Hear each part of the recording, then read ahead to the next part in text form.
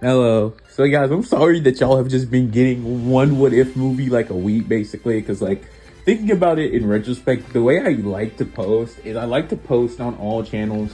And I say all channels, so I have multiple, like maybe every 3 days, except for my shorts channel where I post every single day. Except now I'm posting even more than once a day on there. Go check it out. You've probably seen it. You're probably even coming from there, but I don't know. I usually collab it with this channel, so yeah.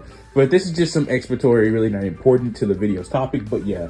Considering I'm pretty sure we're all snowed in, which is happening right now, I've been trying my hardest to, or maybe I probably should have tried harder, to post more what ifs or something, I don't know, since I had all the capability to. Although, 2 days ago, which I think was like Monday at this point, I'm pretty sure like CapCut went down, so that was a problem, but nonetheless, hopefully you guys will get more than one what if this week. Like maybe it'll be more than one. But I do want to acknowledge that these what if movies do take a long time to make, simply due to the fact that they take a long time to export. I have to go make the thumbnail. The editing doesn't really take that long, except it kind of does. The editing probably takes at least 20 to 30 minutes because I have to do all the audio background. You get the point. But yeah, I'm gonna try to upload more of these. I'm probably gonna leave a timestamp so you can just skip to the start of the what if. But yeah, here we go. So if you guys care about any of that stuff, thank you. But let's dive into the what if right now. So what if we got for you guys today? Well, it's Naruto's turn on the rotation, and we got what if Naruto had zero gravity. Yeah, honestly, I'm just going through like all the powers that I know, or just having my memory as like readily as possible to just give to characters. So yeah, today we're gonna be giving, you guessed it, Naruto zero gravity, and that's from My Hero Academia, Uraraka Ochako's ability. So basically you say either zero gravity or Uraraka's abilities. I don't really care which one you say. But basically, zero gravity, what it does is it allows you to touch an object that weighs less than 3 tons and make it float. Obviously, Naruto is going to be able to lift more than 3 tons because that limit is lame. And obviously, he's going to get Uraraka's Quirk Awakening, which basically allows him to bypass that limit anyways. And ultimately, with all this being said, let's dive into the what if. Hope you guys enjoy. Okay, so to start the what if off from a pretty good standpoint, we're going to see Naruto as a kid, because this is pretty much the best way to do this. As I usually often say, the Naruto's attack is not important in this timeline at all, and the only thing that actually is important is that you need to know is that Naruto is getting chased by some villagers. Because of course he is, because dude was just trying to eat some food, because you guessed it, Hiruzen did not give this dude enough money to eat, like he never does. Or better yet, Naruto just does not rationalize his food. Dude be going to Taguchi at the ramen shop, you know, every single day. He gotta eat that ramen, but nonetheless, dude is getting chased by some villagers, and they corner him, and they tell Naruto that they are going to teach him a lesson for robbing from them. Ultimately, Naruto is afraid and scared, but he's cornered on the other side of an alley, which is what they put him inside, or not put inside, but he ran into to try to escape the villagers. Ultimately being cornered by both villagers from both sides, this is when Naruto would get grabbed by one of them that, you know, obviously would eventually reach him, because there's no way for him really to escape this. The villager then tries to stab Naruto with a knife because, well, he's trying to teach the demon a lesson, he says. Ultimately, this does not work at all, because at that very moment when he tried to hit him, Naruto's hand touched the villager's chest region, trying to push him off. But to everybody's shock that was in the alley, and to everybody's shock, including Naruto's, in that instant, the villager would actually start to float up into the air, like just slightly up. Not really going that high, but, you know, starting to float. And this would shock all the villagers, including Naruto himself. And everybody would be sitting there like, wait a minute, how did he do that? What is that jutsu? Because these villagers are stupid and obviously cannot tell that this is not a jutsu. Now, as I've used for previous videos where I've given Naruto quirks as exposition, I'm going to be saying that Naruto basically just has the genetics to gain a quirk at this point in time. It's not like reincarnation or anything. He basically just has her abilities because, well, he just has the genetics to get a quirk, and he's basically the first human in this world to gain a quirk. That's the best way to explain it. Ultimately, Naruto, with his new quirk, even though he has no clue what that is or what this is, and he thinks he just unlocked some new jutsu or maybe a Kekkei Genkai, but it's none of those. No bloodline limit, none of it. He starts to float into the air. Everybody is freaked out by this. And Naruto is freaked out because, duh, he just unlocked his quirk and he doesn't understand it, and he's genuinely just shocked by it. Ultimately, Naruto wants to run away and genuinely get away, but he also doesn't want to hurt the villager. Naruto's not evil or anything, and he tries to stop it. The other villagers at this point have booked it because A, they don't want to get started floating out of nowhere, and Naruto eventually figures it out that he has to put both of his hands together to actually stop the villager from floating. The villager falls on the ground, not actually floating that high into the sky, simply due to the fact that Naruto doesn't have any control and that he is a kid, so it's not that strong. And ultimately, the villager starts running away, afraid, and they all start running towards the Hokage mansion to tell Hokage about what the demon did when they tried to get some payback on him. Of course, this goes bad because obviously Hiruzen doesn't want to hear that Naruto Uzumaki, Minato's son, the fourth Hokage's son, only he knows that really. And not only that, but their Nine-Tails Jinchuriki has just been attacked by the villagers. I don't think they would be too happy. I don't think he'd be too happy to hear about that. So ultimately, he would tell them that they're all in major trouble, and the Anbu would take them to basically like jail, because most of the villagers to jail for trying that. And obviously the main villager clearly would be about to get executed, I'm not gonna lie to you, because you can't do that, right? You can't attack the Jinchuriki that keeps your village safe. Ultimately, this leads to Hiruzen calling even more Anbus in and telling them to bring Naruto to him now. So ultimately, Naruto is taken, who at this point got back to his house, to the Hokage mansion. And this is when Hiruzen will start to explain to Naruto that he cannot steal from the villagers, but that does not give them a right to try to kill you, because, well, that's not the correct response to that. Like, I mean, imagine a kid who you discriminated against, although I understand the villagers can't see through that because they're stupid, is just trying to get some food, and your reaction to that is to severely injure or kill him. Like, that's not healthy anyways, ignoring how unhealthy of an idea that is. This ultimately leads the villagers to wondering, about their fate.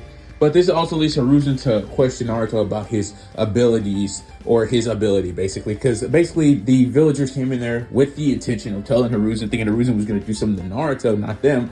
But yeah, like I said, it went backwards. And Hiruzen just straight up asked Naruto, and Naruto's like, I don't really understand it myself. Basically, all I know is that one villager was about to stab me, and basically I touched him, and he started floating in the air, and I couldn't really control it until I realized I had to touch the fingertips on my hands together to make them stop floating. After that, they all just ran away and got really scared, I guess because they think it was a jutsu. And this is when Hiruzen asked, wait, Naruto, it's not a jutsu? And Naruto says, maybe it's like a Kekkei Genkai? But this is when Hiruzen would say, no chance. There's no, that doesn't exist, right? Like, he's never heard of a Kekkei Genkai that lets you start making somebody float or whatever.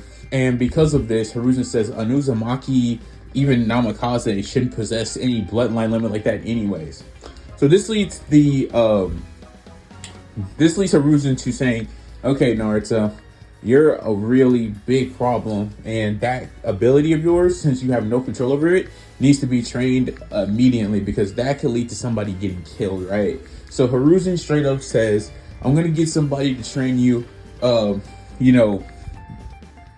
because we cannot have you running around the village being this big of a threat. Even though he's not really that big of a threat, it's just like, we don't know how it works, what it is, and I want to know all the little details about it. He tells them that I won't let anybody like Danzo get their information on this though, so keep it to yourself. Try to keep it as much as yourself, and your training as well. And this is when Naruto says, wait, training? Like somebody's gonna train me? Seriously? Yes, somebody is gonna train you. And with that being said, this is when Hiruzen would call in. I know this is something I usually do in my what ifs for Naruto, is I usually like make Kakashi train him, because that look, he just makes the most sense. But because I want to switch things up and actually do something different in this what if, I'm just going to be saying it's Jiraiya, because, well, Jiraiya was around the village at this point, hadn't officially went on his, search for the Akatsuki, all his bookmaking stuff, doing all his peeping and research and all that. So basically, he just gets Jiraiya to train Naruto like he should have done in the original timeline and actually been there for him instead of being a bum like grandpa or like godfather or whatever. So ultimately, this leads to Jiraiya being summoned to the Hokage mansion and basically taking Naruto with him. Hiruzen tells Jiraiya to teach Naruto the basics and also to basically make him a strong shinobi, because he has tons of potential thanks to his special ability. Hiruzen also tells Jiraiya to help Naruto gain some control, some knowledge, and basically everything you would expect him to learn to basically become a strong shinobi and also the very specifics of what his ability even is. This ultimately leads to what you would assume to happen, which would be Jiraiya beginning to train Naruto, and he would train Naruto for about 2 years before Hiruzen tells Naruto that he's going to be continuing to train with Jiraiya, but it's going to be cut in half now, as you will now be attending the academy, which Naruto would accept as he wants to become a strong shinobi and eventually become the Hokage, because Naruto's personality has changed drastically thanks to his quirk awakening, where he is a little bit more cocky, but also still kind of afraid of his abilities. Although, during the time period with Jiraiya, he would have learned what his ability truly is. Jiraiya would note that this ability does not take any chakra to use, and that's what he would tell Hiruzen as well, which would be shocked by this, wondering how he has this ability if it doesn't require chakra at all. But they would just say, I guess Naruto is just a new special kind of human or something, I guess. Ultimately, with all this being said, this is when we would see Naruto being told that basically based off what Jiraiya was able to understand, is that your limit with that ability to make things float is 3 tons. You can't go over that. And that it appears to be that you're literally relieving gravity from the objects that you're throwing into the air. Which Naruto would say, yes, I think that's exactly what's happening. This would lead Jiraiya to calling Naruto's Kekkei Genkai, which is not a Kekkei Genkai, it's a quirk. But it will lead to him calling it the notorious name that you guys all know well enough, Zero Gravity. With this being said, this is when we would see Naruto say, I like that name. I think I'll call it Zero Gravity. You know, even though Jiraiya was like, I just called it that. You just kind of tried to rip off what I just said.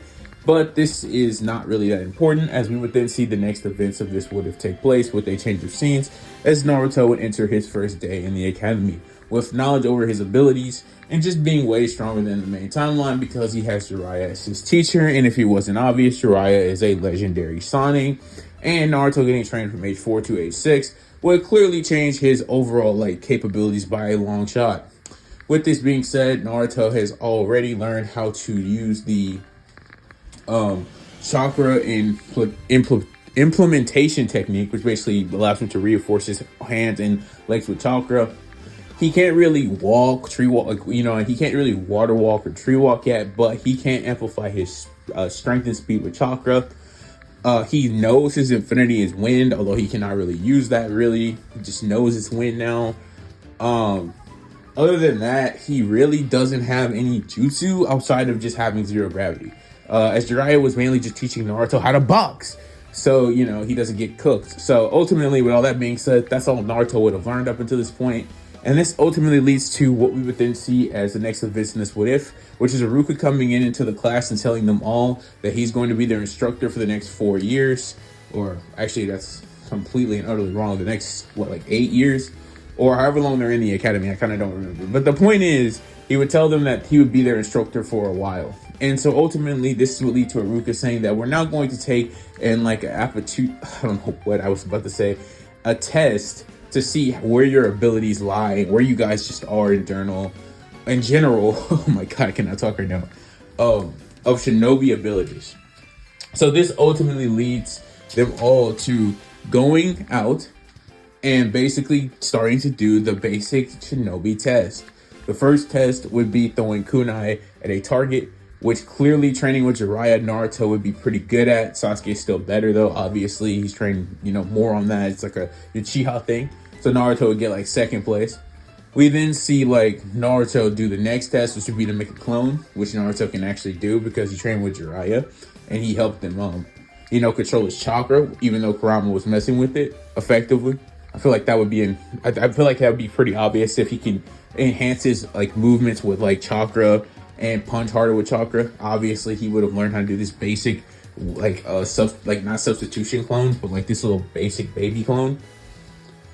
With that being said, this is when we would then see Naruto then learn how to do the actually no, he didn't learn anything else. I don't know why I was about to start talking about learning.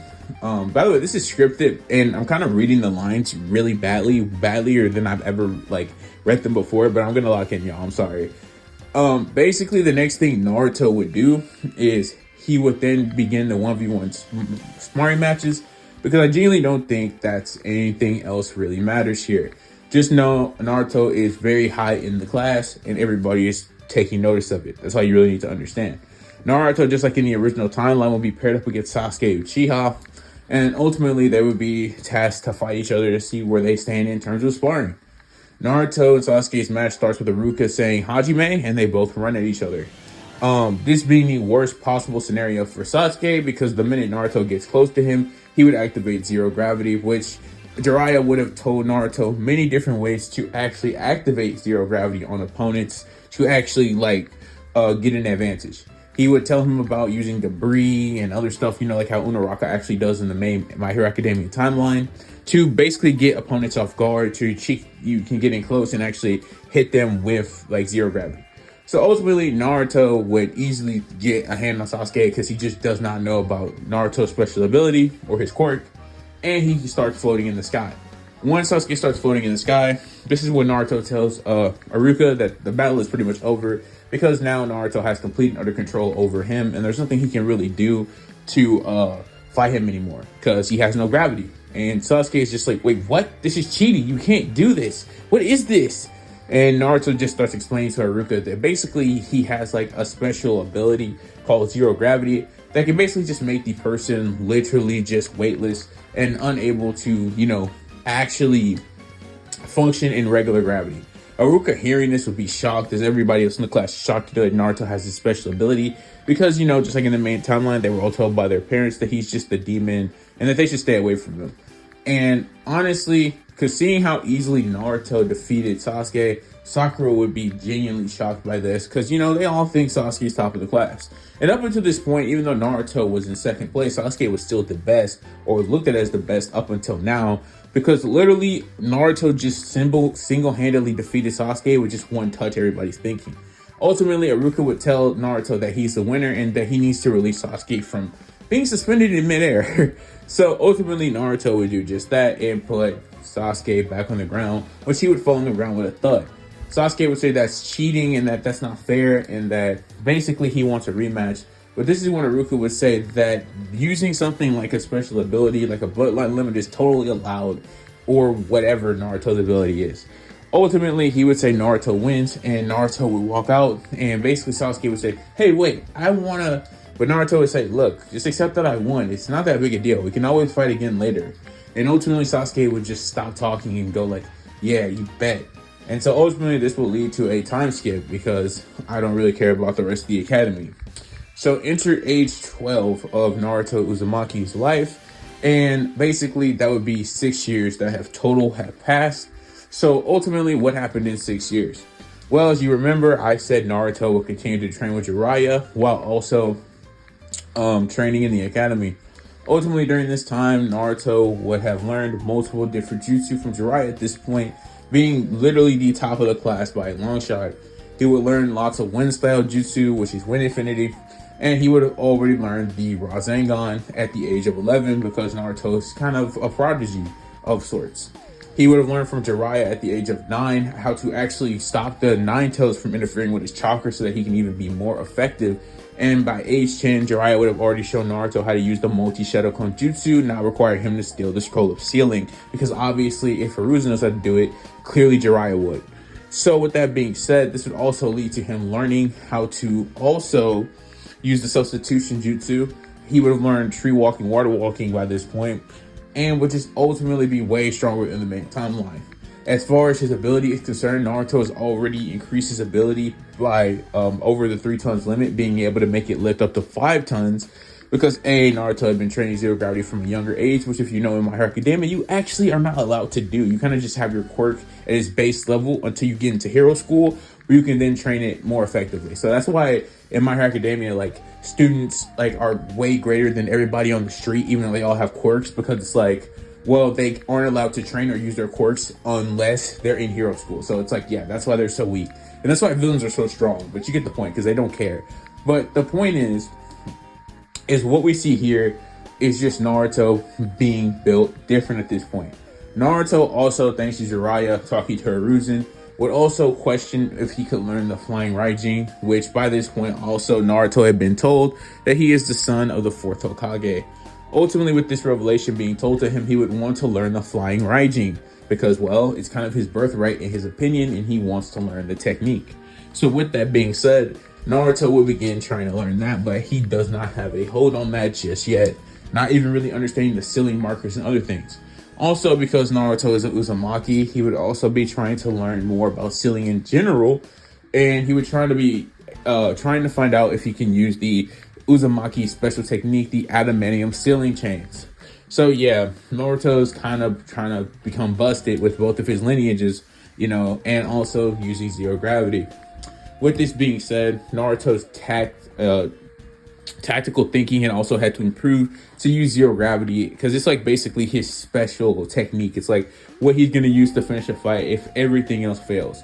But with all this being said, this is when we would see Naruto in the last year of the academy. Jiraiya had officially stopped training Naruto a year ago by this point, because he had to go inspect the world and do research and write books and stuff. So Naruto, without a year of training, this is actually when Naruto would mainly learn like getting his zero gravity over the 3 tons limit, because yeah. Also, Naruto does still have the weakness of Uraraka, which is basically that he will throw up after long usages of this ability. So he needs to be very controlled when he does it. With this being said, Naruto also by this point would have learned how to actually use the Nine Tails chakra like he does in the main timeline. Not actually having a link or bond to Kurama just yet, but actually being able to just use the chakra, Nine Tails chakra mode. Not the, obviously not like the end thing or, those types, but like literally where the red chakra and his eye slits change, that. So ultimately, that's what Naruto has in his bag. So with this being said, we would then enter this day of the academy where Ruka would basically tell them they're going to take an exam and then basically do the 3 basic applicational tests to see if they're really ready to become Genin. This is when Naruto would be given a paper by Mitsuki, and he's like, "Here you go, Naruto. This paper's just for you. Here you go." Naruto, being trained by Jiraiya, can easily tell that Mizuki is lying behind his smile and that he does not want his best interest.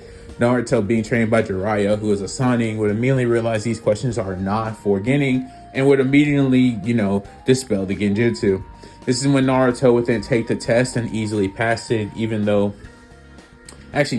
because he dispelled it with genjutsu. Next, this is when they would then do the basic test, with Naruto easily doing the not genjutsu, but he would easily do the shadow clone. In fact, he would actually just make 3 shadow clones, not even the really weak clones that are just illusions. And this is when he would go to the kunai, where he would tie with Sasuke and kunai throwing. Over this time period, Sasuke would have got way stronger, but not as strong as I usually make Sasuke, simply due to the fact that he viewed Naruto as an unreachable goal and didn't really care. He's really, in this timeline, just more focused on beating Itachi. So he would have continued his training as honestly just normal. Although he would have already unlocked the Sharingan though, and the one to Moe, due to his hatred for how Naruto had basically been eclipsing him his whole life. Basically, at this point, Naruto is the Sasuke of the academy. Everybody likes him. The girls are he has a fan club with the girls. And although Sasuke still has one too, Naruto has more of the girls. Sasuke is low-key noticing how he probably never would have cared about this unless somebody like Naruto existed at the academy. Is just, actually finding himself caring about this stuff. And ultimately, with all this being said, it eventually led to him awakening the one to Moe Sharingan.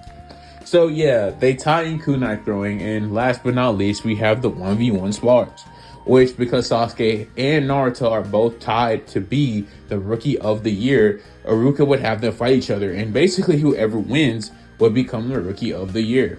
So everybody in the class, some of the, villagers, which most of the ones that tried to attack Naruto that first time have been dealt with, or they've pretty much been silenced or told if they ever do something like that again, they're cooked, would all still be watching, hoping Naruto just fails, because to them, he's still a demon. So everybody in the village is coming to watch, and they're all just intrigued by who would actually be the Rookie of the Year.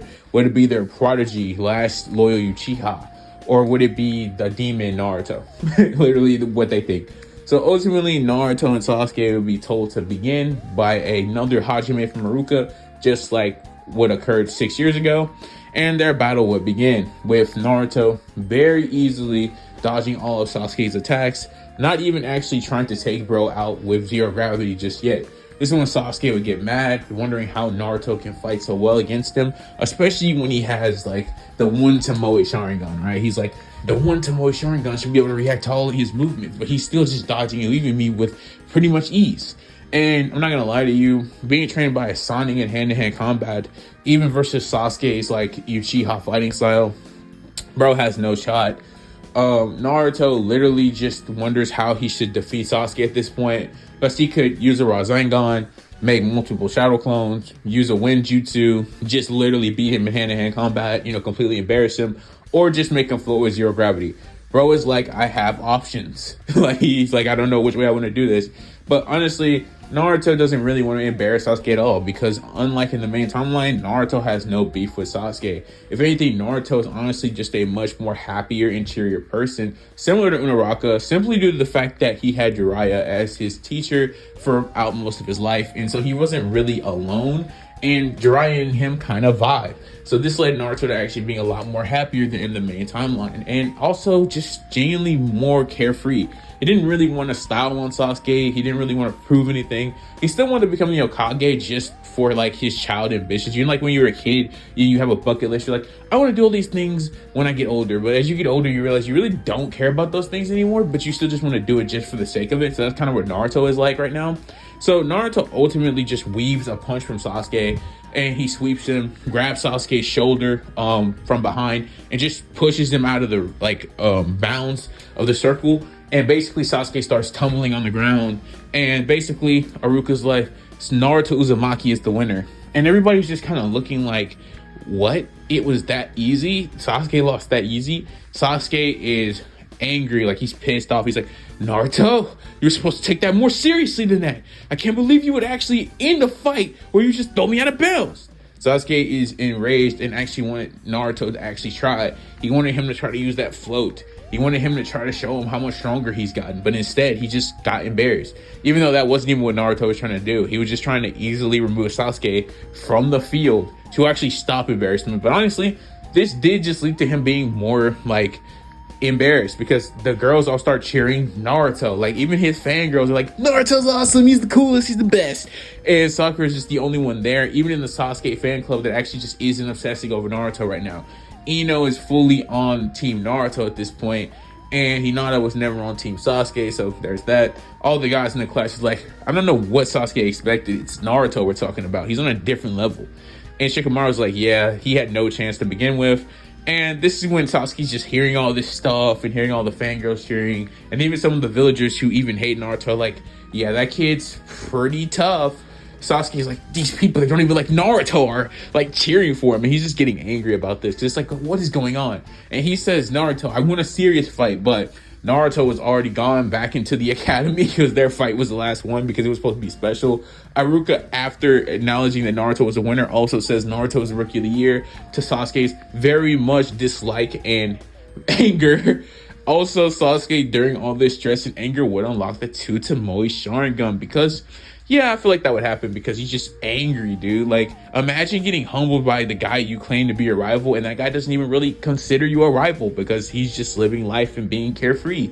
So ultimately, all this being said, this will lead to Iruka basically announcing the end of the day, telling him he wishes them all good luck on their adventures and journeys, and that he hopes they all become strong shinobi and, well, don't die. And that he basically gives them the team assignments. So that happens. We love team assignments.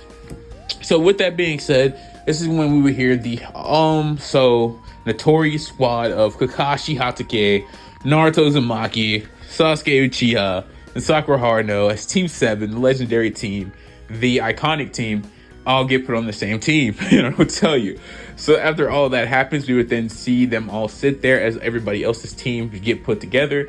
And basically everybody is just stunned that they put Sasuke and Naruto on the same team. Kind of just ignoring Sakura, because it's like, well, she's middle of the class, she's pretty smart, makes sense. So basically Ino is furious because Sakura gets to be on the team with both Naruto and Sasuke. And considering Naruto isn't a complete idiot in this timeline, or really just that dense, or really treats Sakura anything other than really kind, and honestly tries to help her, Sakura would be really happy to have both Naruto and Sasuke on her team, not really just having like this big disdain for Naruto, but being really happy to be with Sasuke, right? She kind of respects Naruto despite what her parents say, because she's not a bum, because I never will make Sakura a bum in my what ifs, because frankly, I don't know what Kishimoto was doing. And although I don't really think Sakura is a bad written character in Kishimoto's writing, especially in the manga, I definitely do think Sakura is still underutilized at the very most. That's basically what I'm going to say. Like, she practically does nothing in part one. With this being said, we will then see Team 7 being talked to by Kakashi, who enters and says that his first opinions of them are they are interesting, and tells them to go to the top of the roof, with Naruto using that also famous leaf style, I kind of forgot what it's called, but basically he would speed blitz up there to the roof. Basically that's what he would do. I kind of forgot what it's called, but yeah, no, it's not Shunsen. That's like Bleach. Yeah, I don't know what it's called, but no, that's Shimpo in Bleach. But no, actually I was right. Yeah, that's what he did. So basically body flicker. Yeah, he body flickers up there to the top, which would shock Kakashi, who did the same thing. They both oh my god, they both basically arrive at the same time. And ultimately, with that being said, this would lead to Sasuke and Sakura just walking up there. Sake? What the heck, girl? Which is reach the top, right? So ultimately, when they both get up there, they're like, okay, that was impressive. But Kakashi already read Naruto's file and knew that he was trained by a Sannin, so he wouldn't really be that shocked by what he just saw Naruto do. Anyways, he would basically ask them their likes, dislikes, and all that stuff. He told them that his likes and dislikes are none of their business. And Sakura tells that she still likes Sasuke, but she doesn't use that slight remark of hating Naruto, and actually says she wants to become a strong Kunoichi because, yeah, this is when Sasuke says he doesn't have a dream. He has he has a reality. He'll make it happen. Based Sasuke, and he wants to surpass a certain someone. He has that on there, and this is when Naruto would say, "I want to be the Hokage, and I want to become a strong shinobi, and I want to make my dad and mom proud." With both Sasuke and Sakura hearing this and being like, "Mom and dad, I thought he was an orphan." And this is what Kakashi would say, "Yeah, I figured he already knew that he was the son of the Yellow Flash and the hot baron area of the Leaf." And basically, he would say, "That's a pretty good dream, Naruto."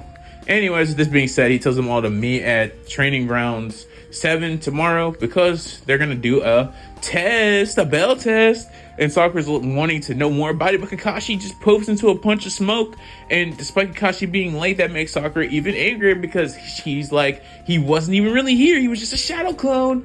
And with that being said, Sasuke dips because he doesn't want to be anywhere near Naruto or Sakura because he considers Sakura to be weak and inferior. And he considers Naruto to just be above him, and he doesn't want to be anywhere near him or around him. So yeah, he's gone. Sakura tries to chase Sasuke, but decides that it's just pointless. And instead, she decides to talk to Naruto because, like I said, she doesn't hate him. If anything, their relationship is basically like it is a Shippuden, but a lot better, kind of. So Naruto and Sakura start talking, and basically Naruto would just walk Sakura to her house because he's cool. And Sakura would go in and basically say bye to Naruto, and this is when Naruto would take himself home, knowing that he'd get there pretty much safe because he's too strong to really lose to anyone. With all this being said, this is when we would then see the next day come, where Team 7 would all arrive on time and basically just be angry because Kakashi takes 4 hours to get there because that's Kakashi. Kakashi gets there with an eye smile talking about something I got lost in the throat of life, and they all don't really want to hear that. Ultimately, Kakashi says the bell test will be to see which two of you will pass, and whichever one of you wants to lose goes back to the academy. Naruto, being trained by Jiraiya, immediately realizes that this is a ruse and that basically this is a test to make them all use teamwork, which would be very difficult with Sasuke being on his team, not Sakura, because he just knows Sakura would be willing to work with him, right? They're friends or whatever. So yeah, but when it comes to Sasuke, he knows that's going to be the problem. So ultimately, this is what Kakashi would say, begin. And ultimately, this is when Naruto, Sasuke, and Sakura would all jump into the bushes because Naruto is being trained by Jiraiya, just knows basic shinobi tactics, and he's not an idiot despite all the things he can actually do. So with this being said, this will lead Naruto to telling Sasuke that they're going to have to work together. Obviously, Sakura included in that. And Sasuke would say that he doesn't want to work with Naruto at all. And Naruto cuts him off saying, "Yeah, I kind of figured you were going to say that. But what if I told you I know for a fact that teamwork is the key for all of us to pass? Are you seriously just going to let us all fail because you want to keep your pride up? Because you don't like me? Just because I'm stronger than you? Just because I train harder than you? Is that really what's going to happen here?" Sasuke, hearing this, would get angry and say, "Listen here, Naruto. First of all, I'm stronger than you. You got it twisted." And this is when Naruto would say, "Then why am I the rookie of the year? Why did I beat you with just one move? And why are we all sitting here debating this when we really all should be working together?" Also trying to change the subject. And Sasuke, hearing this and hearing the subtlety but seriousness of Naruto's tone, would think, maybe he's right. Ultimately, this leads to Sasuke agreeing to work with both Naruto and Sakura begrudgingly, but Naruto says, all right, good. I'm happy that you're at least willing to work with us, because if you're not, then this can go south really fast. That guy over there is Kakashi Hatake. And I don't know if you guys know this, you probably don't, but he actually has a Sharingan in his right eye, and that is not good for us. Sasuke would be shocked to hear that somebody that's not in the Uchiha clan has a Sharingan, and Sasuke would also ask, how do you even know that? Because I trained with somebody for a long time who told me a lot of secrets that, I'd rather not go into detail about completely, but just know that he has one, and that if we push him too hard, he will start to use. So it's better if we can get the bells before he takes that out. Basically, Kakashi, by the way, would know exactly where they are, being able to see them, by the way. Or at least he would think he knows where they are for a while, until Naruto, Sasuke, and Sakura's plan goes into action. Kakashi would be sitting there for about 20 minutes looking in the same area, knowing exactly where they are, but this is when something strange would happen. First, out of the ground from behind him, we'd see Naruto come out, obviously this being a shadow clone, with the intent to take the bells. Kakashi, seeing this, not even noticing that Naruto had done this, would immediately spin around, kicking Naruto backwards, realizing that it clearly was a clone. And Kakashi would immediately realize when he turns back, those 3 signatures are gone, and that was a distraction. The next thing Naruto would see, not Naruto, but Kakashi would see, is a fireball jutsu coming from the right, and he would easily dodge this. This is when he then sees Sakura throwing 3 kunai from another angle at him, which Kakashi would dodge. But this would give Naruto ample time to do a Shadow Clone airstrike, where he would go in the air using his zero gravity to float upward and then make multiple Naruto clones. This is when the multiple Naruto clones would then begin to hit the ground, creating tons of debris and throwing it up. This is when Kakashi, being confused by all this, would then be attacked by 2 other Naruto clones, meant to basically keep Kakashi, focused while he's building up this great technique or attack. This is when Sasuke would then join the 2 shadow clones in combating Kakashi, because, Sasuke's pretty good at taijutsu. The 3 clones, along with, Sasuke and Naruto, also having pretty good taijutsu, Kakashi would actually find himself about to actually maybe have to unleash the Sharingan, because, things are getting pretty serious. But this is when Sakura would immediately do what she was told, which was throw a kunai at the bells every few seconds, trying to keep basically Kakashi from opening his Sharingan, to try to keep it as easy as possible. This is when eventually the clones finish making the debris get up to the top, and this is when they're all floating. Naruto would then focus the debris carefully, basically using like these chakra, like how puppet users use chakra rods, or like these chakra strings to connect all of them. You know how Uraraka uses her like grapplers to hold a bunch of debris? Well, Naruto would use what puppet masters use with their chakra rods to basically grab all of the debris all at the same time, and then launches them all right at Kakashi. Kakashi, seeing this large attack coming, Sasuke would kick off of Kakashi's guard and basically send himself out of the way, preparing for another fireball jutsu to, hit Kakashi after, he would have inevitably found a way to get out of this. This is when Kakashi would realize he'd have to substitute out of the way of this, otherwise it would be pretty bad. But this is when Sasuke, using his Sharingan, would track where Kakashi was going to go afterwards and send a fireball going there immediately. Kakashi would basically substitute out of the way of the debris, but then be shocked when he appears in a tree that a fireball is like right in front of him. Kakashi would have to jump out of the way, going back into the field of, the combat, like the middle of the training ground. This is when Naruto from like the air would have already come down, and he would grab Kakashi's arm, which would shock Kakashi because he didn't expect Naruto to be that fast, or how he was even floating in the air to really begin with, because that shouldn't be possible. And ultimately, with one tap, the battle was over, as Kakashi would start to fly in the air, or just basically gravity just ceased to exist for Kakashi. Kakashi is extremely confused, but he can't really do anything. He can't substitute because he can't really control where he goes, and basically he's just stuck floating in the air. This is when Sakura, being told to immediately get the bells before Kakashi can do anything, because he still can obviously grab the bells from behind him. A kunai comes, slashes both bells. Naruto jumps up, grabs both, and throws one to Sasuke and Sakura, and he releases Kakashi from zero gravity, which he lands on both of his legs after being released from the technique. This is when Kakashi says that he's shocked that Naruto, Sasuke, and Sakura were able to defeat him with such ease. and that they also stopped him before he was able to use the Sharingan, which he thought Naruto might know something about, and Naruto confirms that he did, and that was basically their objective, to rush him before he could use that if things got serious. Kakashi then says that that's really impressive teamwork, and that you guys all passed, because basically the point of this test was teamwork. And Naruto, Sasuke, and Sakura are elated by this because they're happy to be on a team and be able to do missions. Kakashi says that missions start tomorrow and to everybody to be present. This would lead to the next 3 weeks passing by, where Team 7 does the most D ranks out of any team because they have Naruto, Sasuke, and Sakura working in a team and basically, getting their jobs done. When all this is said and done, this is when eventually Kakashi, Sasuke, Naruto, and even Sakura, because she's been getting trained by Kakashi in the background on some genjutsu, some actual combat, stuff, and also learning that she has water infinity, would then be thrown into you guessed it, the role of taking Tazuna, the bridge builder, to the land of waves. Hiruzen tells them that this will be their C-rank mission and that they should be grateful because, well, he found them a C-rank mission.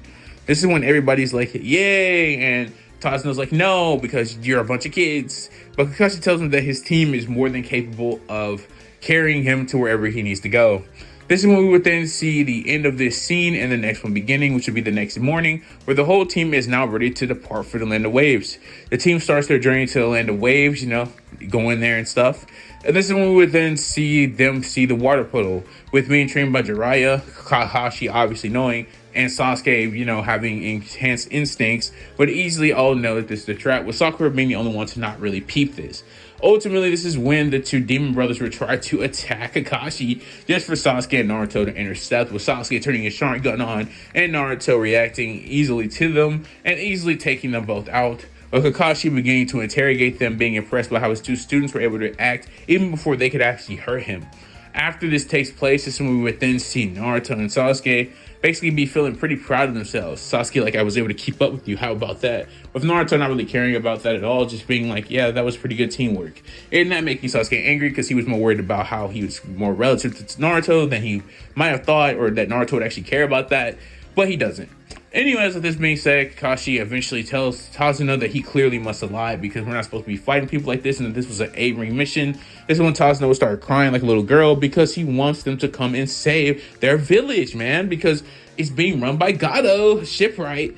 And so ultimately, with that all being said, this is when Kakashi would then tell his team that they should probably turn back with Naruto, Sasuke, and Sakura because Sakura wanted to help, and Naruto, Sasuke wanted the experience, and because they just think they can help Tazuna, would tell Kakashi that we're going to proceed. So that's what they do. So eventually, Zabuza Momochi appears, and he basically throws his Kirikuru Bojo at him, and they all are told by Kakashi to duck. But Zabuza, not wasting any time in this timeline, has Haku there with him on site. And basically, they're going to say, we're going to annihilate you right here, right now. So basically, Zabuza grabs his sword, one of the legendary blades, and basically says he's going to basically kill them if they don't get out of his way. And they all say, no, we're not getting in your way. And this would ultimately lead to a clash between Haku, Naruto, Sasuke, and Sakura. And you guessed it, Kakashi and Zabuza going face to face. So ultimately, Sakura would actually be told by Naruto and Sasuke that they got this covered and that she needs to worry about protecting Tazuna. Stay near him. You're our last on the defense. So ultimately, what this will lead to is Haku beginning to engage Naruto and Sasuke in combat and being immediately surprised that both Naruto and Sasuke are competent and actually pushing Haku back with no difficulty. This is when Haku would think that I'm going to need to use the Ice Crystal Demonic Mirror Jutsu, but this is when Haku will be shocked as Naruto, not speed blitzing Haku per se, but basically throws a Shadow Clone at Haku, which Haku would have to block real quick before they could activate the jutsu. And this is when Naruto, in that split second, would actually get close to Haku enough to actually touch them, and this will cause Haku to float in the air. Haku will be shocked by this as Haku keeps going up and going up because Naruto can control how high somebody goes in the air. And basically, Naruto says, well, the fight's over. That was interesting. And Haku would say, what kind of ability is this? Why am I just floating in air, suspended? And Naruto would say, well, it's because I want you to. I have an ability that basically allows me to eliminate gravity from my foes. And Haku, hearing this, is just shocked. So basically, Haku is just taken out before they can even use the demonic crystal mirror jutsu because Naruto does not, and he was told by Jiraiya to not underestimate your opponents. So after this happens, this is when we would then see Naruto with Sasuke basically try to help Kakashi, which would actually work. As when Kakashi actually takes Zabuza back, and they both do that thing in anime where you clash and then you go back some, and they both get back from each other. This is when Naruto would throw 2 shadow clones at Zabuza, which Zabuza would easily defeat with his Kirikuro Bojo. And this is when we would then see Naruto just easily touch Zabuza, because Zabuza's thinking, oh, if he touches me, nothing bad's gonna happen. But this is when Haku would say, Zabuza-sama, don't let it. But it was too late. Naruto already touched Zabuza, and gang started floating in midair. And with that being said, this is pretty much the end of this fight, because, well, when you're floating in midair and you have no gravity, the fight's pretty much over. So basically, Naruto attaches 2 chakra strings to both Haku and Zabuza, and basically carries them like balloons to Tazuna's house. And basically, they're just forced to be suspended up there for the next week while the bridge is being built. Eventually, Gado is like, "Yo, you stupid shinobi! I never should have trusted you. But don't worry, that's why I'll do it myself." With his mercenaries, on the 7th day, and he basically tells them they're all gonna die.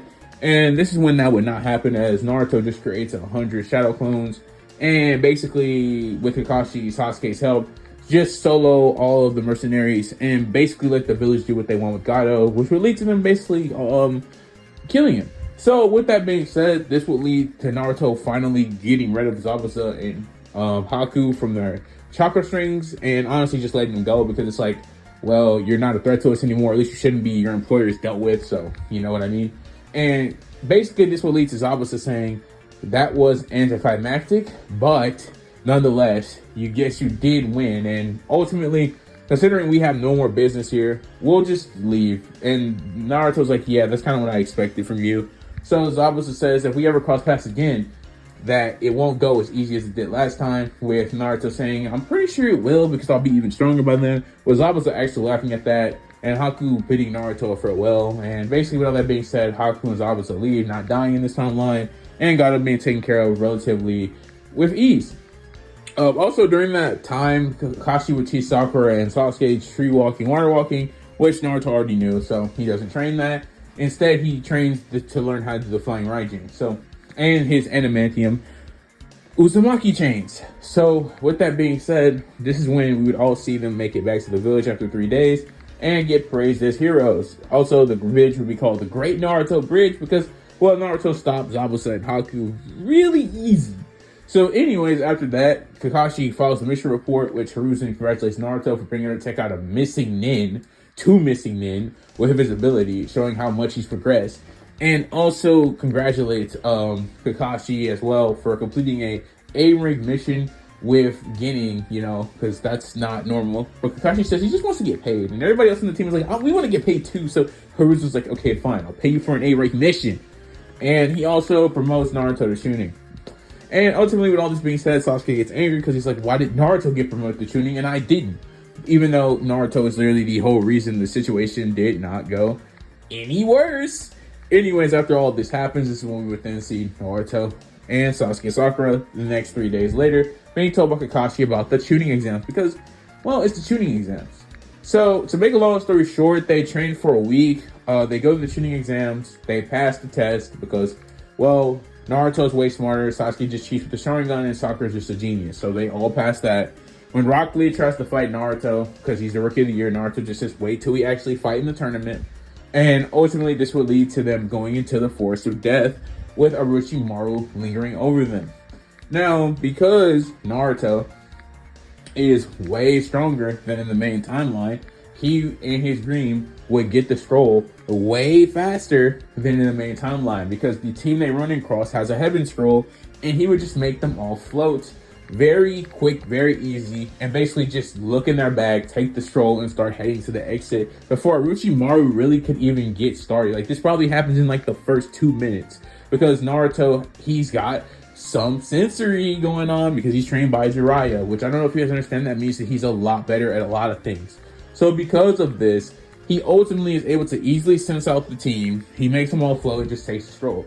So also with this being said, Naruto can kind of sense some strong presence that should not be here as well, and basically just tells his team that we're gonna try to stay away from that. Even though Naruto realizes that it seems like it's kind of get closer and closer, but as they're nearing the exit, but because Naruto, Sasuke, and Sakura move so fast, they would genuinely actually get out of the forest before Orochimaru could even intercept them. So ultimately, with that being said, this would lead Orochimaru to not putting the curse mark on Sasuke because he never actually got a chance to in his timeline, and ultimately leading Naruto, Sasuke, and Sakura to being the first team to even make it out. They literally completed in like 45 minutes, which Aruka, when he summoned, is like, that's a new record. That literally should be impossible. But this is when Naruto would say, no, I was pretty simple with my abilities and me being able to do some sensory. This would shock Aruka, but nonetheless, he would say, okay, well, you guys are going to have to wait because the rest of the team isn't here. This would lead to about, 2 weeks passing or maybe a week pass before all the teams show up, and this would begin the 1v1 battles because this year's rookies are too talented, and basically they need to be eliminated. So this would lead to Sasuke fighting that guy who basically, takes chakra, with Sasuke not having a curse mark with easily negative diff. This will lead to Sakura fighting Ino, and Sakura being just slightly stronger than the main timeline. Nothing too crazy here. All she knows is some medical ninjutsu. She has water infinity and basically can cast some genjutsu, which would be more than enough to beat Ino. And she wins extreme diff though. After that happens, we then see Naruto versus Kiba, with Naruto beating Kiba just by touching him and just low-key speed blitzing him because unlike regular opponents, Naruto's just way faster than people in his actual age group. So yeah, he just touches Kiba, he starts floating, and he's pronounced the winner. Neji versus Hinata happens, and Naruto is really pissed because Hinata's always been really nice to him, and he kind of likes Hinata actually. So he tells Neji that he's going to beat the crap out of him in the finals, and this all leads to the end of the preliminaries, with Kakashi and my guy actually stopping Gaara from breaking Rock Lee's leg because I don't like when that happens. So when this is said, this is all leads to them getting a month of training, so they all train on their respective things, just like in the main timeline. Sasuke's like, I need to get stronger, so he trains with Kakashi, and this leads to Naruto training with Jiraiya, who Hiruzen had scheduled to come back so he could actually train Naruto even more.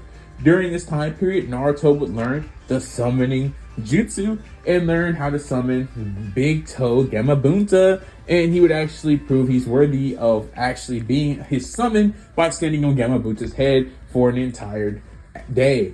After all this happens, we would then see Naruto actually enter the mindscape of Kurama and actually talk and make some conditions. Kurama and Naruto agreed to work together, but only in specific scenarios. Basically, Kurama will give Naruto some chakra when he asks for it, up to one tail, just because Naruto was really friendly and was really interesting, and he didn't treat Kurama like he was a beast, and he wasn't afraid of him at all. He obviously still doesn't know his name is Kurama, but you get the point. So they actually get on some terms. This leads Naruto to being able to once again access one tail's worth of chakra, and this would also lead Naruto to training his zero gravity to the point where he can lift up to 7 tons now without having to throw up, and he can float higher in the sky, control how people float in the sky. He would also work on his chakra strings so that he can make them go further to grab objects even more quicker, and can actually use them to now not only just do that, but also grab debris and then basically throw it at opponents as well. He would also increase his wind style knowledge, even though he doesn't have to use that pretty much at all, and this is what if. He would also work on learning the flying Raijin, which he would be told by Jiraiya that there's a trick he can use to learn it even faster. So he basically makes tons of shadow clones to try to get the ceiling down as fast as possible, and also have some shadow clones try to work on his adamantium Uzumaki chains. And although Naruto wouldn't get the chains down by now, he would have actually learned how to use Flying Raijin. Of course, he only has 3 kunai though, because, well, he only had time to make 3 during his training. So this ultimately leads to Naruto being way stronger in the main timeline, and with that being said, this is when the shooting exams would start. By the way, just to remember, Naruto has already learned the Rasengan, so yeah. He just hasn't had to use it because zero gravity is kind of a one-shot ability. Once you touch your opponent, it's low-key GG's. You don't really need to fight anymore. But with that being said, this is when we would then see Neji versus Naruto, which, not gonna lie, due to training with Jiraiya, doing the Shadow Clone trick, and all this other stuff, Neji would try to seal off Naruto's chakra points. With Naruto, despite Neji having the Byakugan, but being trained by Jiraiya in hand-to-hand, would be more than capable of dodging Neji's up-close strikes. You know, he tried to hit his chakra points, Naruto would weave, dodge. And this is when Naruto would actually kick Neji in the chest, stopping his like technique. And this is when Naruto, coming off that spin, would then kick Neji in the face again with a roundhouse, and seeing Neji like kind of fall to the ground. This is when Naruto would grab him with one of his chakra strings and, you know, pull Neji towards him. And when he does, he would tap Neji by slapping him in the face. And basically this would make Neji start to float in the air. And Neji's now floating in the air, and everybody in the stadium was like, wait, what? What's going on? And this is when Naruto basically revealed to the whole village that he possesses this ability, and Orochimaru would see it and be like, interesting, you know, because he's the Kazekage. He's like, interesting. It appears that Jinchuriki has a special Kekkei Genkai that I've never seen before. And this is when Hiruzen would say that boy is going to change the shinobi landscape, not even knowing it's Orochimaru that's right next to him, his former student. But anyways, Neji's just suspended in midair, and Neji says to release me, but Naruto says no. I honestly don't even really want to do more than I already have. I'm not some mean person, so yeah, I'm just going to let you sit there until, you know, Hayate calls it. Which he would do in the next literal minute, because he realizes that Neji's not coming down. There's no counter to this. You're just cooked. So after all this happens, this is when we would then see Naruto win, and the rest of the fights would go on like normal. Shikamaru would fight Temari. Shino would be put up against Kankuro, but he'd just be allowed to win because Kankuro just doesn't care.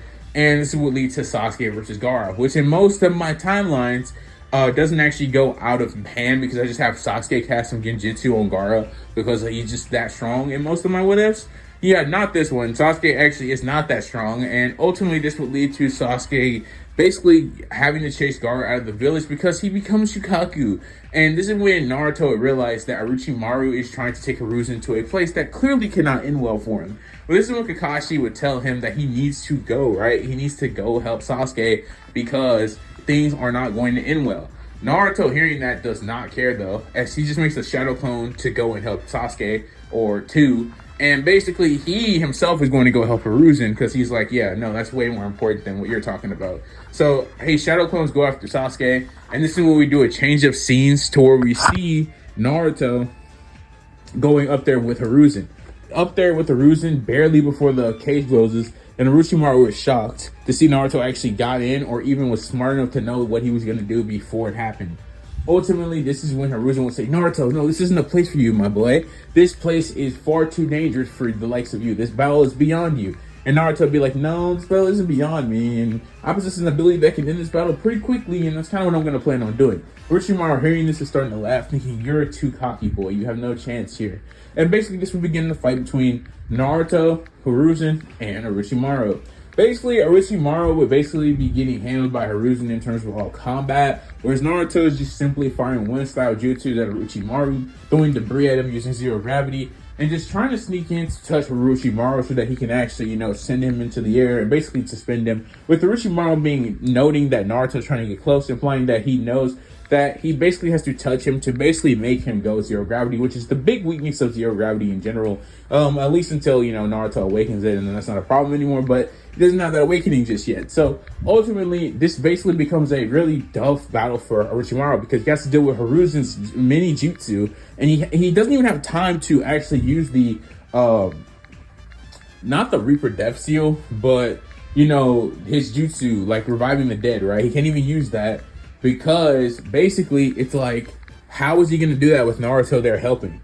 You know, so he can't even summon Hashirama and Tobirama to help him, or try to summon Minato, but it just wasn't going to work anyways, because Minato had a seal on him. I don't know if you know that. You think Hiruzen stopped it in the main timeline, but that's actually not true. It just wasn't going to work because Minato has a seal on his, like, casket, so you can't actually even summon him. So, with the reanimation jutsu. So, ultimately, with all this being said, this will lead to the time where, basically, Naruto, with help from Hiruzen, would actually be able to sneak a shadow clone into Orochimaru's guard, which he would actually not notice because, you know, he didn't really expect the Genin to be that fast, even though Naruto wasn't even a Genin at this point. He was already a Chunin. With basically that leading to Naruto touching Orochimaru's arm, which he'd be like, oh no, this isn't good, because immediately after that, Orochimaru starts floating in the mid-air, and he has literally no counter for this whatsoever. He's just floating in air suspended, and this will lead to Sound Ford being shocked by this. And Naruto would say, well, this fight's over. There's nothing you can do anymore. And Hiruzen is just kind of shocked by this, seeing it in real time, because despite having like Jiraiya train Naruto to learn how to use it better, he's never really seen it in action up until this like training exams and right now. So he's kind of just shocked by this. He's just like, wow, you really can't do anything when you're stuck in it. But this is when Orochimaru would actually stun them, as he would actually elongate his neck and then use it to grab and basically bite into the ground to basically give himself some traction, to basically stop himself from just floating in the air, and then basically push his body with his neck. And ultimately, this is when he would actually reverse summon himself out of there, connecting his, using his mouth to touch the ground and basically actually getting up out of there, which Naruto would be shocked by this. Also, because we're just going to be saying this, Naruto, when you're not in range of him, basically, or whatever, eventually zero gravity just like wears off when you're not in range of Naruto. It just wears off. And Naruto's like, dang, he got away. And zero gravity's not going to maintain because he's nowhere in my vicinity. And Hiruzen's like, that's how it works. And he's like, yeah, that, and I'm basically going to have to free him because it'll eventually strain me no matter how much he weighs, and it'll be bad. So, yeah, that on top of it. So ultimately, after this happens, the Sound 4 dip and the barrier falls, with Naruto telling Hiruzen that he should probably go and get Sasuke and Sakura because, well, his clones just got poofed, and basically he just got a bunch of information flooded into his brain. And this is when Hiruzen says, thank you, Naruto. Thank you for saving me. And ultimately he says, no problem, Grandpa, and he dips. So basically this is when we then change scenes to see what happened with Sasuke's team, or, the Naruto clones. And what we see what happened with the Naruto clones is pretty self-explanatory. The Naruto clones are put up against, you guessed it, Big Shikaku, who has completely formed by the time Naruto gets there. Although Sasuke is not as strong as Naruto, he is stronger than he is in the main timeline, is actually able to force Gaara into full Shikaku mode. But he's pretty much out of chakra and done by now. Sakura has already been put to a tree. Sasuke was able to save her.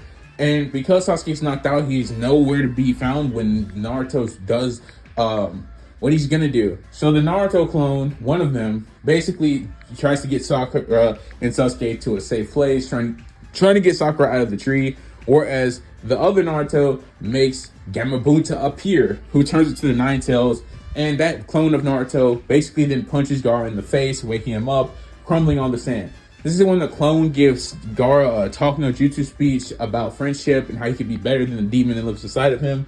And Gaara thanks Naruto for finally allowing him to get some rest after all of these years. With that being said, this is when Naruto clone would poof, with Gaara thinking he wasn't even here the entire time. His clone was strong enough to do everything he just did. I really just lost to a clone, he would think, before he just falls unconscious.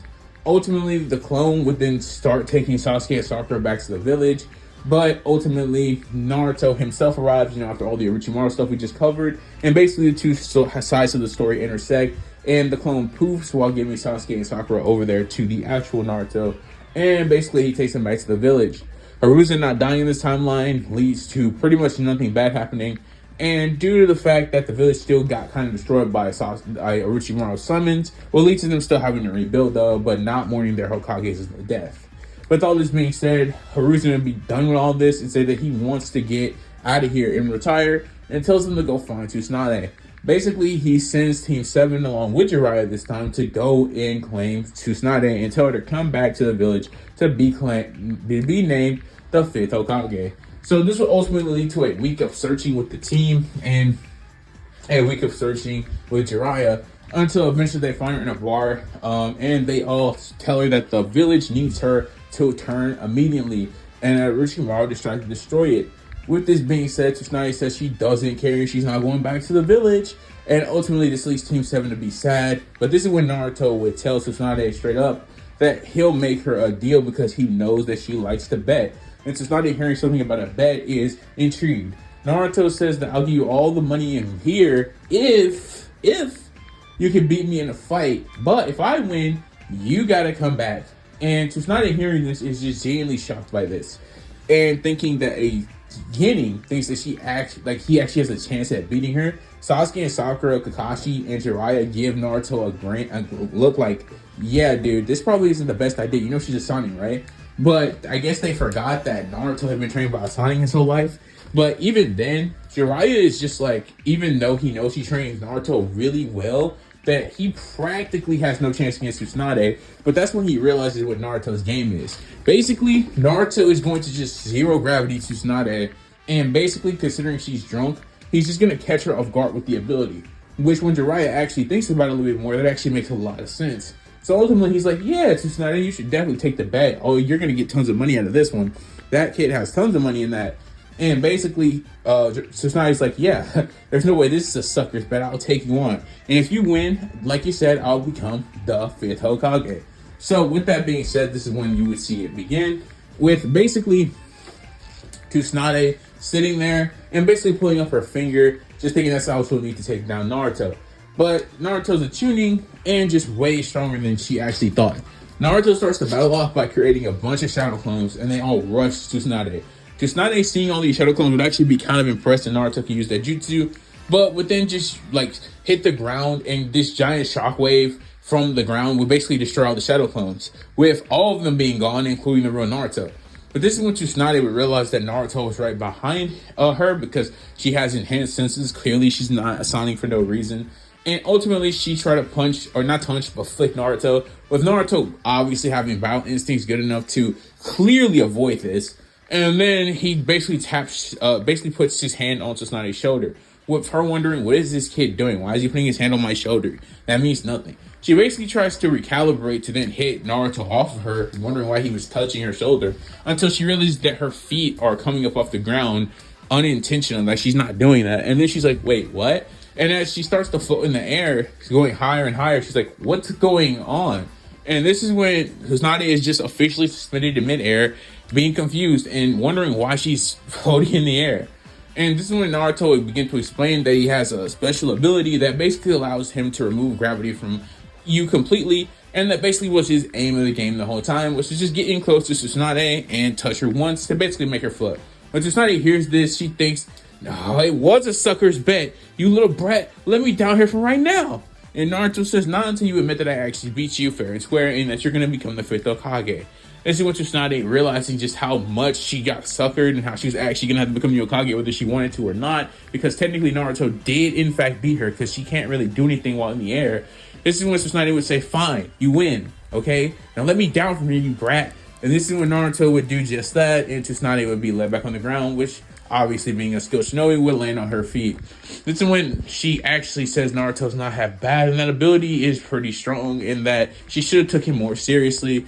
But this is when Naruto says he knew that she wouldn't take him seriously because she was drunk.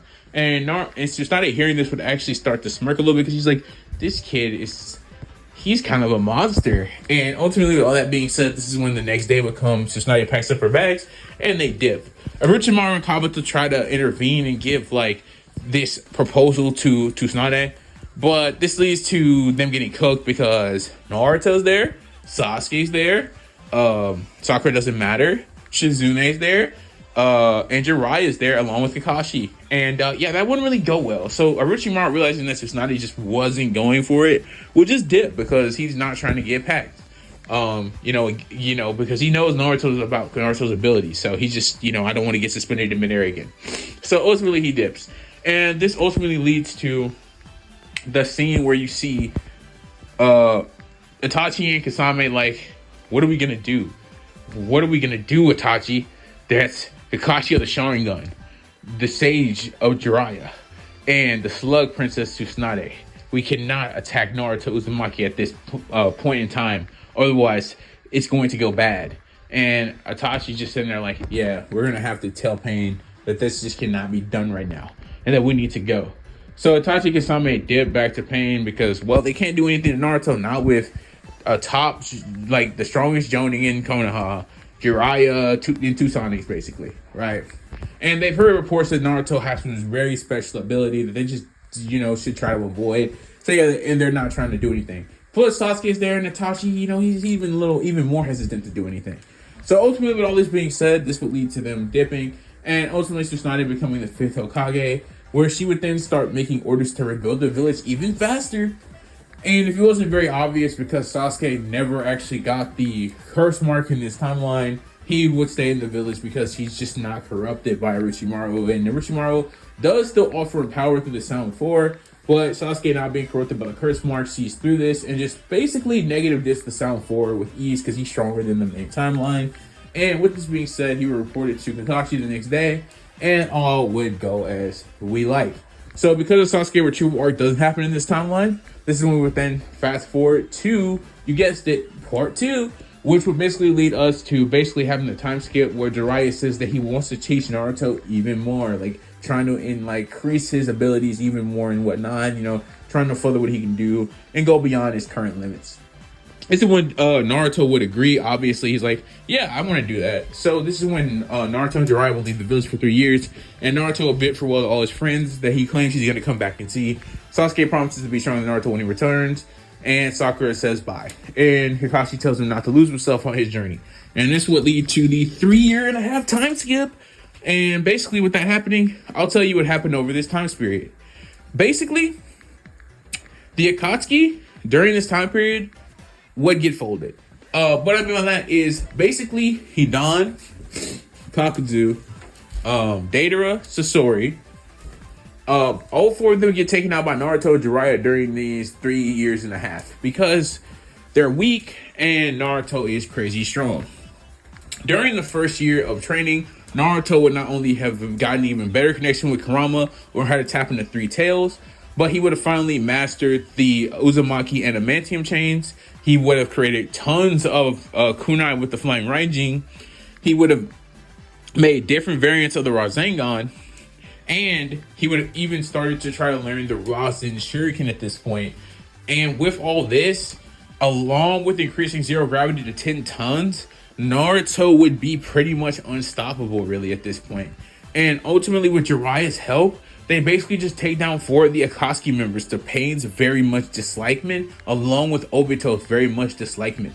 This leads to the next year of Naruto's training to be him focusing on Sage Mode, which Naruto would learn after about 7 months. After this takes place, this would lead Jiraiya and Naruto to both go to the Rain Village and basically confront the leader of the Akatsuki himself, Pain.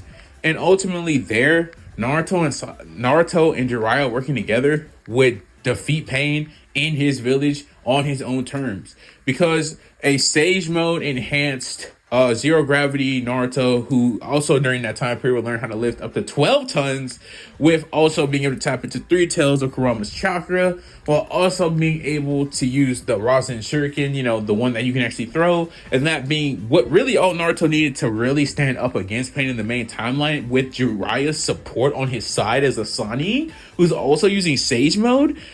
Yeah, no, bro, they would actually beat Pain and Konan at this point. So ultimately, Naruto being a master sorcerer with Sage Mode, and also not just learning like that Sage Mode he had against Jiraiya, having Sage Mode equal to what he had in the war because it's well more powerful there. He basically has war or Sage Mode level power. He basically tracks Nagato back to his base, his actual base, and basically just says that you don't need to do this. This isn't your way. And Jiraiya talking to Nagato would start crying, seeing how the boy that he once knew turned into this just because Yahiko died. And Nagato would say, you're right. Except Nagato doesn't really die because he didn't attack the Leaf Village yet in this timeline. So he doesn't use Rinne Rebirth. So ultimately what he does is he just stays there and just passes by normal means. Obito tries to come and take the Rinnegan not too long after this, scene that, Pain had pretty much been dealt with. But this is when Konan, Naruto, and Jiraiya would all stop that from happening, which Obito's like, yeah, no. And basically doesn't get away with the Rinnegan, but he also doesn't fight them either. He just teleports to the comic dimension. This is when Nagato gets put in jail, and basically, put in a jail because they're like, well, we can't leave him there. We need to have 24/7 surveillance so nobody comes and tries to take the Rinnegan. This would ultimately lead to who's left at this point in the Akatsuki, Itachi, Kisame, and Obito, right? That's it. So yeah, ultimately this will lead to 3 years, and during the 3rd year, Naruto would of course be able to unlock Uraraka's awakening, which means that Naruto no longer actually has to touch people to make things float, and basically can do it from long distance, and basically anything that those objects touch he can also make float as well. So with this awakening now being under Naruto's grasp, him basically being stronger than pretty much ever and basically having access to tons of different stuff. There's really nobody in the shinobi world that can do anything to Naruto. He has, at this point, 6 tails of Kurama's chakra. Due to them working together and becoming more and more friendly, Kurama being willing to give him more and more. He has access to Uraraka's awakening or Zero Gravity's awakening. He has access to multiple Rasengan variants, wind style jutsus, the Rasen Shuriken, Sage Mode mastered. Yeah, he's kind of unbeatable. So with that being said, this will lead to Naruto return to the village, already pretty much dismantled the Akatsuki, with Obito appearing with Itachi and Kisame at the gate to try to take down Naruto once and for all, because they need the Nine Tails. So the best possible scenario would be to take him right here, right now. So Obito, Itachi, and Kisame enter the village, with Sasuke taking on Itachi, trying to get his get back for his clan, with Kisame basically fighting like Jiraiya, Kakashi, and Tsunade, which ain't my guy because he's actually there for once. And this would lead to Obito taking Naruto on head on. Obito would try to beat Naruto, but he had no idea how much stronger Naruto had actually gotten by this point. So I'm actually going to explain to you what happens here. Naruto, basically, his whole gimmick here is he's basically one touch and you're done. But that doesn't really work on Obito because he can just go in the Kami Denshin and ignore his touch and also phase through his attacks. So what Naruto has to do here is do exactly what his dad did and basically put the flying Raijin marker on him, which even the ones already on him, I'm going to be saying Naruto can't actually use that because they're kind of Mickey. So Naruto, after battling him for a while, basically shows why he's the Yellow Flash's son and actually is able to get a flying Raijin marker on Obito. And after that happens, it's GG's. Naruto A hits him with an adamantium chains after he speed blitzes behind Obito and basically seals Obito's movement off. After he does that, he basically then makes Obito start to float because, yeah, he wants to make sure he can't go anywhere as long as he's there, and basically holding him together with the adamantium chains. After doing that, this is when he would tell Obito that it's literally over. Not only can you not control the gravity around you, you're also just sealed with my adamantium chains. And I have a flying Raijin marker on you now, so there's really nothing you can do there either to get away from me. Obito, hearing all this, would be like, he's really impressed and shocked that he was even able to do all this, but it doesn't matter because he's going to basically put the world under entire genjutsu, and there's nothing Naruto can do to stop it. But Naruto would say, no, there is something I can do to stop it. It's called, like, sealing you. And Obito would hear that and say, wait, what? This is when Naruto pulls out a scroll, basically using the adamantium chains and just Uzumaki sealing techniques that he learned over time to basically seal Obito in a scroll. And after sealing Obito into a scroll, he would basically then unleash Obito in a cell, put tons of tags on him to stop Obito from being able to use any of his abilities, weaken his Sharingan, weaken his chakra flow, do pretty much all that stuff. But he wouldn't kill Obito because he's not really that much of a killer. After this is all said and done, he would basically then say, yeah, no, you're not doing any of that. Nice try. And Obito would be trapped in prison for the rest of his life. And considering Obito A never got all the tail beasts, which he really didn't even get like one. He didn't even attack Gaara in this timeline before he got taken out, basically. Yeah, and the Akatsuki pretty much get taken out. Sasuke kills Itachi. He learns about the truth. Kisame gets, obviously taken out by all of them. The Akatsuki get deleted before Madara is revived, before the Ten Tails can show up, before the chakra fruit can show up that Madara eats to then get taken over by Kaguya. So all that happens in the main timeline. That doesn't happen at all. And basically, Obito is just trapped in the cell for the rest of his life. Yay! And that pretty much ends the threats to Konoha completely, and thus that ends the story of what if Naruto had zero gravity, except not really, because it's obviously an epilogue. Fast forward 10 years later, after we see Tsunade being done with her Hokage term, this is when everybody in the village knows that the strongest shinobi alive is Naruto Uzumaki, and basically they would all, there's no debate. Naruto would become the Hokage, which he would accept to fill out his childhood bucket list, as I said earlier on.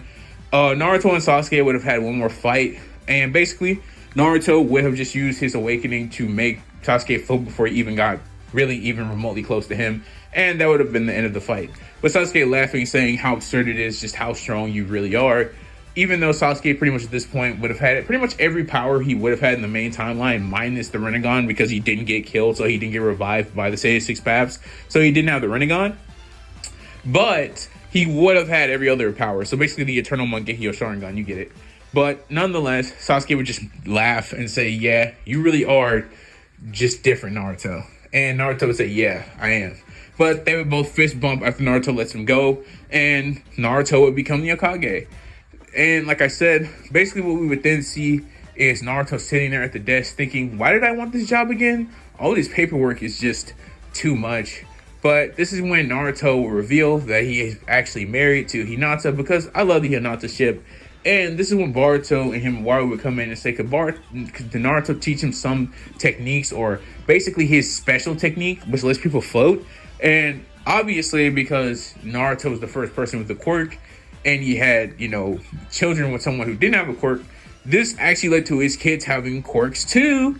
And this would lead to Boruto actually possessing like a speed quirk, where he's just a little bit faster than most people. And this would lead to him and Waru possessing like a gravitational field quirk, where basically it's like she can control gravity in a field and not actually have to touch people. And Naruto would say, I can't teach you what I have because you guys have your own special abilities, remember? And they'd be like, yeah, but yours is so cool. You can literally lift things from like without even touching them and stuff. And Naruto would say, that's because I trained really hard with my ability until it basically awakened into what it is now. I used to only be able to touch people to make them float, you know. This is when Naruto would say, but yeah, we can go spend some time together and go train. This is when Naruto would just make a clone to go do all his work for him, and he would basically leave with his two kids and basically start to train them for the next era of Shinobi. And with this being said, and Naruto reflecting on everything that he had come from, how he was able to make a family after he was that kid in the alley who was going to get almost killed before he unlocked his ability, he would just think about how this ability changed almost everything for him. He was able to meet Jiraiya, he was able to meet his wonderful friends on his team, and basically become somebody in the village that everybody respected. Ultimately, with these being the last thoughts that leave Naruto's mind, he would think that he would change nothing about it, and that now he's going to be the father that teaches his kids and go home to a nice cooked meal from Hinata that he knows is waiting on him, like it always is. With this being said, this would be the end to what if Naruto had zero gravity. And I hope you guys enjoyed this video. Sorry to break this to you, but zero gravity is kind of a one-shot power. It's literally in Naruto, when I thought about it more and more as the video progressed, there's really no thing anyone can do to beat zero gravity within Naruto. Right? Like Orochimaru has a long, like the neck elongate thing, but really zero gravity is a one-shot power. It's low-key like I touch you once, you're kind of done type deal. Obito had the only counter, but Naruto was just so broken at that point in the series, it didn't really matter that he had a counter. Naruto, once again, had Flying Raijin, Adamantium Ceiling Chains. Bro had Seals. He had Rasengan variant, Sage Mode. He was literally as fast as Obito, bro. There was just no chance he had. He just got through in jail forever until he died of regular causes. And yeah, just some exposition. Nagato obviously eventually died to regular causes as well. And yeah, so all that happened. If you guys did enjoy the video, please be sure to tell me in the comments, tell me what you liked about it, tell me which parts you didn't like about it so I can make better what-ifs in the future. Sorry this video took so long to get out, and I can't wait for the next one. Please be sure to leave what-if ideas in the comments. And I hope you guys all enjoyed. Hope you guys have a good day. Hope you guys aren't getting stuck in by the snow too bad. Because I'm pretty sure it's like happening on like a worldwide, not worldwide scale, but like a country scale. So yeah, be safe, guys. And hope you guys enjoy. God bless. I'll see you guys in the next what if. Deuces.